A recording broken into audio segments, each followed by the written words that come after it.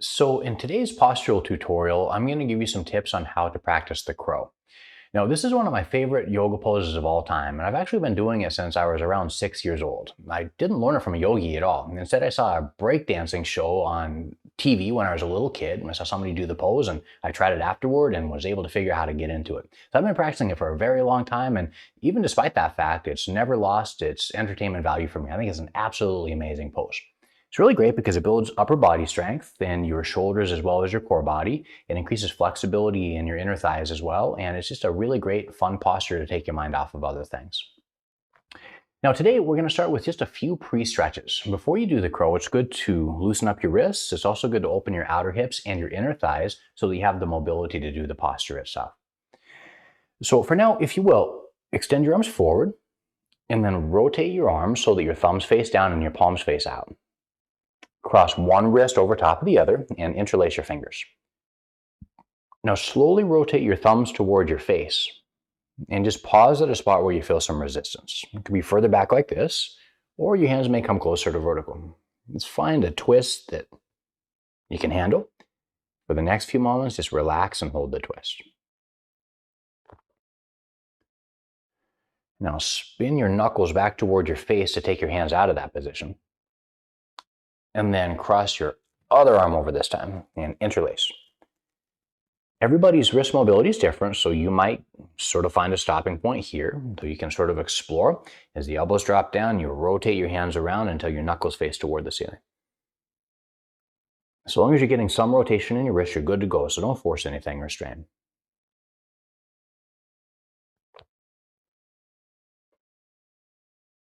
Now spin your thumbs toward your face, take your hands apart, and then this time extend your right arm forward with your fingers down.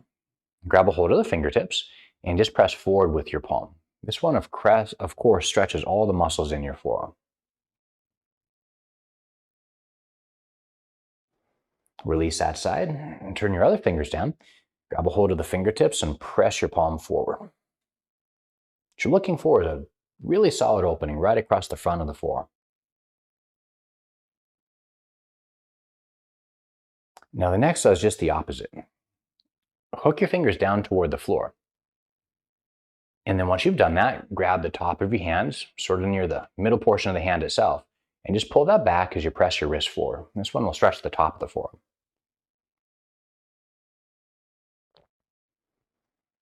Spin your other fingers down.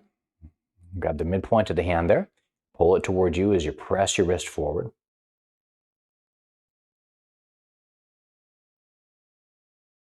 And then give your hands a bit of a shake. Now for this next one, slide both legs all the way forward. Roll over onto your right hip and drag your heels back near your side.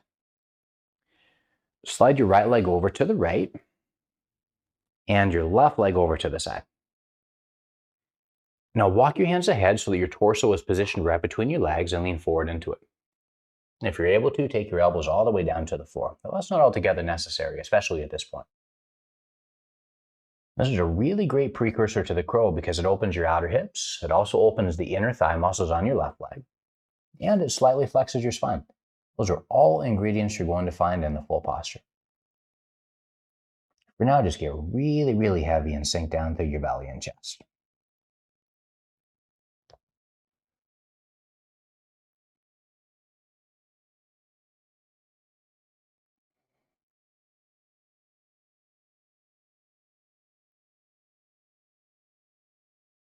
Now lift your chest to come all the way up. Straighten out your legs forward. And then roll over to your left hip and draw both feet back near your buttocks. Slide your left leg wide and your right leg wider. Usually it's good to put the top of your right foot on the floor, though if it doesn't feel good, you can do the innermost edge. Walk your hands forward and let your torso sink down between your legs and take your elbows down to the floor if they'll go there. Or if not, just work with straight arms and keep forward leaning. And try to relax as you breathe.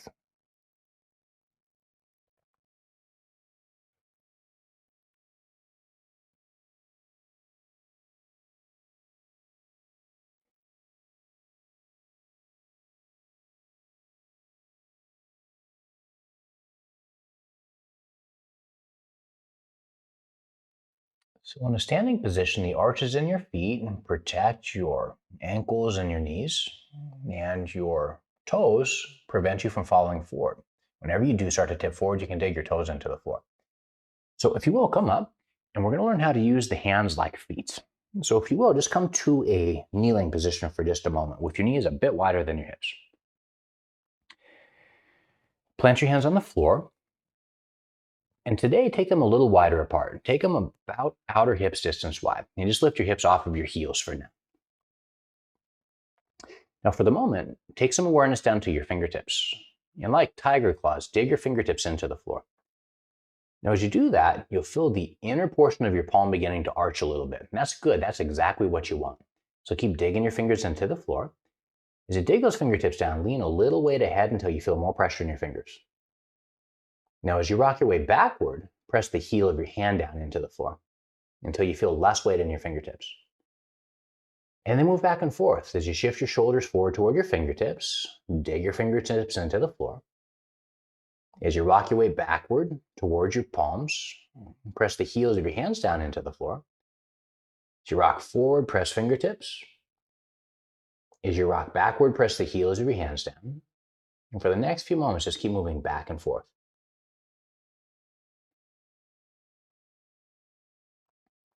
All right, then come all the way down and just take a moment to shake out your wrists. Now, that action of digging your fingertips into the floor is really important because when you start moving forward, if you feel as though you're tipping too far ahead, you can use your fingertips to break some of the forward shift. So as you're moving forward, if you dig your fingertips into the floor really, really hard, sometimes that will actually improve the balance and make it easier for the balance to stick. Now, alternatively, if you wind up rocking backward toward your feet, sometimes pressing the heel of your hand into the floor can break the momentum moving backward. That can prevent you from going too far back and falling out of the balance. So when you're doing the crow, you always want to activate your fingertips and the heels of the hands. That will also protect arch in your hands and protect your wrists and other parts of the arms as well. Now, for the setup, there are a number of different ways to go, but this time come down to a deep squatting posture like this. Toes touching and knees really wide. Now today, walk your hands back, and from this point on, make sure that your middle fingers point directly forward and that your middle fingers are parallel. That's helpful because all 10 fingertips can be used like brakes to prevent you from tipping too far forward. If you turn your fingers out, you only have 2 fingertips to use and it won't be as effective. And so middle fingers forward. Now without losing that, bend your elbows out to the sides. Sometimes bending the elbows back like this makes it a little bit easier to slip off of the arms. So if you will, point your elbows way out to the sides. Come a little higher to your tiptoes, and then rotate from one side to the other, and scoot your legs as high up on your arms as they'll go. All right, now once you find a placement, lean a little weight into your hands. The elbows poke sideways, and the fingertips dig into the floor like tiger claws again. This time, lift your hips, shift your shoulders forward and dig your fingertips into the ground more. And then look forward at the front of the room and just pause there for a few. It's a great way to build some preliminary strength. And then rock back and come all the way back down. Give your hands another shake. Now, aside from your fingertips, your focal point is really important. Your body always follows your gaze. And if you look down, it's going to shift your spine into something that feels like a somersaulting position. That will make you feel as though you're going to somersault and your body will feel threatened by the pose. Now, on the other hand, if you lift your gaze and look forward, that will extend your spine and will prevent that from taking place. So come back to your deep squatting posture with your knees out to the sides. Today, practice with your hands a little wider than you might normally, wider than your hips. Squiggle side to side. Scoot your legs as high up on your arms as they can go. Anything from elbow and higher up is totally fair game. Make sure your middle fingers are facing forward and dig your tiger claws into the floor. Now this may feel strange, but look forward as much as you can. Rock weight toward your fingertips. And this time as you dig your fingertips into the floor, try to come up to the tips of your toes. Keep your gaze up, look forward as much as you can and hold. And then rock backward, come all the way down, and again give your hands a shake. So the first fundamental is to dig your fingertips into the floor really hard. The second fundamental is to look forward as far as you can. Now, as you were shifting your body's weight forward, you may have found that it was hard to come to the tips of your toes. Now, if you were practicing and you found that you were able to rock side to side and get your legs as high up on the arms as possible, you lean forward and you sort of came to the balls of your feet, it's very likely that you have to shift a little more weight forward. So to do that, you can dig your fingertips into the floor. With your chin lifted, you can shift your shoulder forward ahead of the wrist till you come to your tiptoe. And then from there, it's like bending landing gears on an airplane to lift your feet. So let's try that once more together. Come back to your squatting posture. Knees wide, middle fingers parallel, elbows poke sideways. Now, if it helps, you can back up your hands a little bit, rotate from one side to the other side, and try to get your legs up on your arms. All right, fingertips down, chin up, lift your buttocks, lean a little weight into your palms. If you're on the ball of your foot, shift your shoulder joint further forward and try to come to your toes. Dig your fingertips down harder. With chin lifted, bend one leg, and then maybe the other one to lift all the way up. Come all the way down. Let your knees come to the floor and roll backward to a full seated position. And then for now, turn your thumbs down to face the earth. Wrap one wrist over top of the other. Interlace your hands. And then rotate your thumbs toward your chin and give your wrists a twist.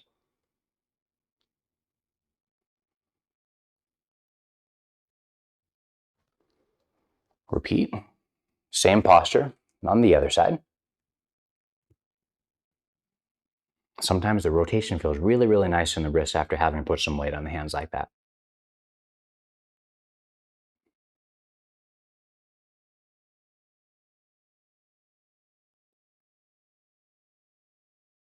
And then as you release, give your hands a shake.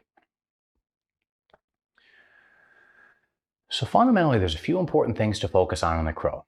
First is your fingertips. Dig them into the floor if you tip forward. If you start tipping backward, press the heel of your hand into the floor, though you'll have to use the heel of your hand less frequently. Second fundamental is gaze should always go forward, so lift your chin and look ahead as opposed to down. Now the third fundamental is the shift in your body's weight. As your buttocks lift, if you shift your shoulder joint further forward, you can come to the tips of your toes. At that point, you don't have to lean any further forward. Just bend one leg and then the other one to lift your legs like landing gears on an airplane. Now that will help you make some progress, but it's still something you have to do again and again and again to get down. So if you can, try to do a few repetitions of those on a day-to-day basis. Now finally, if you found that your wrists were really sensitive in that exercise, it can be helpful to build some strength. And there are two simple ways you can do that. If you have access to a pull-up bar, you can hang from the bar with your arms completely straight, and you just hold on to it with arms straight, and you hold on and hold on and hold on until your grip fails. Alternatively, if you don't have access to a pull-up bar, you can grab some heavy weights in your hands, or alternatively, maybe some really heavy bags of groceries. You can walk around with the groceries hanging near your sides until your grip gets really, really tired. And both of those exercises will build supportive strength in your forearms, which will help to support your wrists. Always remember, before you start to do those wrist stretches, at the end of it, do a twist for your wrists. And after a little while, I think your wrists will be more likely to get used to it. So practice, and I think that you'll find that it'll come after a while. But remember those fundamentals, and no doubt you'll make some progress.